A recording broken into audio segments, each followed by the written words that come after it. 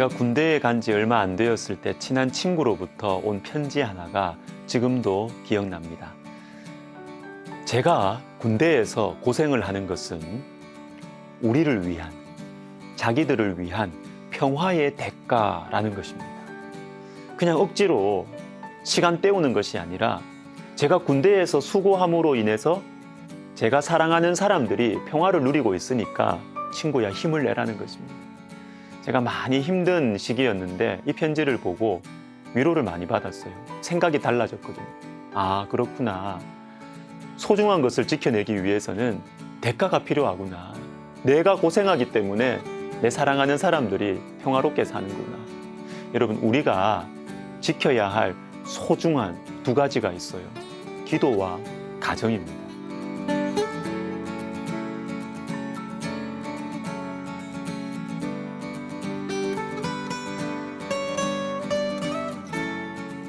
오늘 말씀에도 이름들이 많이 나옵니다. 그런데 오늘 만나는 이름들은 특별한 의미가 있어요. 11장 3절에 예루살렘에 거주한 그 지방의 지도자들은 이러하니 예루살렘에 거주한 자는, 여러분, 예루살렘에 살기로 자원한 사람들의 이름이에요.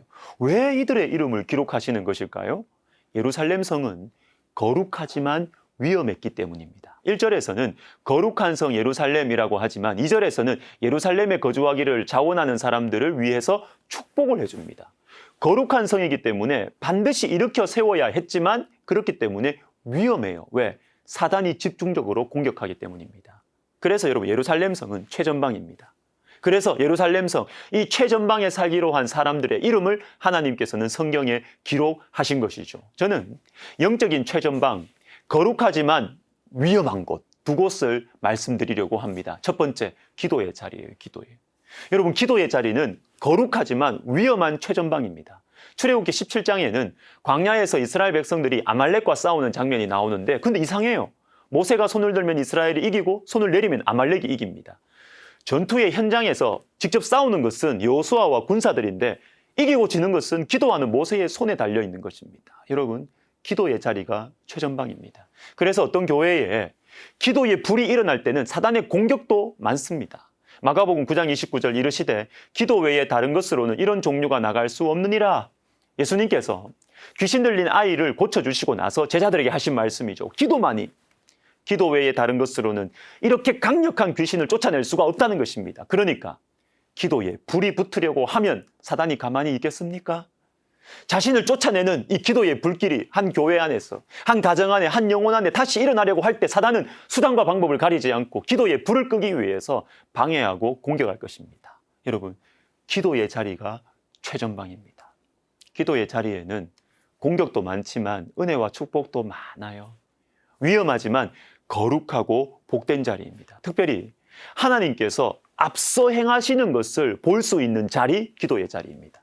민수기 10장 35절에 괴가 떠날 때에는 모세가 말하되 여호와여 일어나사 주의 대적들을 흩으시고 주를 미워하는 자가 주 앞에서 도망하게 하소서. 괴가 떠날 때에 이렇게 기도하라는 것이죠. 괴가 떠난다는 게 뭡니까?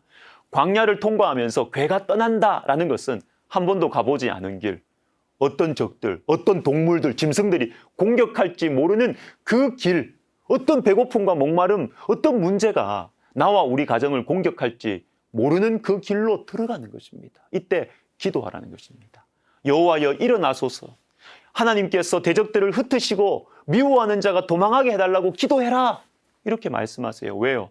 하나님이 앞서 가셔서 이 대적들과 문제들을 흩어주시고 해결해 주실 것이기 때문입니다. 여러분, 기도는 앞서 가시는 하나님을 만나는 자리입니다. 기도의 자리를 사모하십시오. 다시 기도의 자리로 나아가십시오. 거룩하지만 위험한 것을 한 가지 더 말씀드리려고 합니다. 가정이에요, 가정. 사단은 오늘날 특별히 가정을 집중적으로 공격하고 있습니다. 하나님께서 직접 만들어주신 공동체가 두 개 있습니다. 가정과 교회예요. 하나님을 가장 많이 집중적으로 배울 수 있는 곳이 가정과 교회입니다. 하나님의 능력과 영광이 가장 많이 나타나도록 허락하신 곳이 가정과 교회입니다. 오늘날 교회를 향한 공격도 거세지만 가정에 대한 공격은 더 강하고 더 집요하고 교묘합니다. 법이라는 이름으로, 사상의 이름으로, 개인의 자유라는 이름으로, 명분으로 가정에 대한 공격을 너무나 많이 지금 당하고 있어요. 그래서 어떤 분은 가정을요, 볼링의 이 10개 중에서 킹핀이라고 표현해요. 킹핀. 10개의 핀을 다 쓰러뜨리는 이 스트라이크를 만들려면 반드시 맞추어야 되는 맨 앞에 있는 킹핀. 그런데 사단이 오늘날 가정을 킹핀으로 겨냥하고 집중적으로 공격한다는 것입니다. 여러분, 가정은 하나님의 능력과 영광과 성품을 배울 수 있는 곳이지만 반대로 하나님의 이름이 가장 멸시받고 가장 모독받을 수 있는 곳이 가정이에요. 부모 자식 관계, 부부 관계 속에서 하나님의 다스리심을 인정하지 않으면 신앙의 성장이 없을 뿐만 아니라 신앙의 세대 계승은 매우 곤란해집니다. 가정은 거룩하지만 위험하죠. 저는 결혼 예배를 인도할 때 성혼 선언을 한 후에 이 성경 구절을 읽습니다. 제가 잊어버리지 않으면 2번 힘을 주어서 읽어줍니다. 그런즉 이제 둘이 아니요 한 몸이니 그러므로 하나님이 짝지어 주신 것을 사람이 나누지 못할지니라 하시니 하나님이 짝지어 주신 것을 사람이 나누지 못할지니라. 요즘 여러분의 최전방은 어떻습니까? 기도의 자리 잘 지키고 계십니까? 가정이 화평하십니까? 하나님의 다스리심 안에서 서로 사랑하고 섬기고 있습니까? 특별히 여러분, 이를 위해서 가정 예배를 권해드립니다. 이 코로나를 통해서 감추어둔 이 우리 신앙의 어두움들이, 연약함들이 다 드러난 것 같습니다. 특별히 가정을 믿음으로 세우지 못했던 것이 막 드러나고 있어요. 여러분, 가정 예배를 드려보십시오. 은혜가 되지 않아도 짧게라도 가정 예배를 드려보십시오. 여러분, 드라마 바이블 어플리케이션 아시죠? 요즘에는 공동체 성경 읽기로 바뀌었는데 그 어플리케이션으로 일주일에 한 번도 좋아요.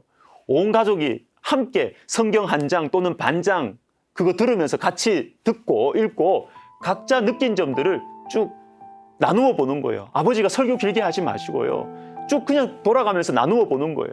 그리고 나서 아버지 또는 어머니가 자녀들을 위해서, 가정을 위해서 축복 기도 해주시면 돼요. 10분 정도면 충분합니다. 가정은 거룩하지만 위험한 곳, 우리 신앙의 최전방입니다. 소중한 곳을 지키기 위해서는 여러분, 대가가 필요합니다. 기도하겠습니다. 하나님 아버지, 주님 우리에게 선물로 주신 너무나 소중한 기도, 가정, 그러나 너무나 많이 공격을 받아서 쉽게 무너지고 쓰러진 위험한 이곳, 하나님 우리 다시 세우기를 원합니다. 그래서 다시 주님의 백성으로 살아가기를 원합니다. 기도의 자리, 그리고 우리 가정 예배, 주님 새롭게 세우는 저희들 되게 하여 주옵소서. 예수님의 이름으로 기도하옵나이다. 아멘.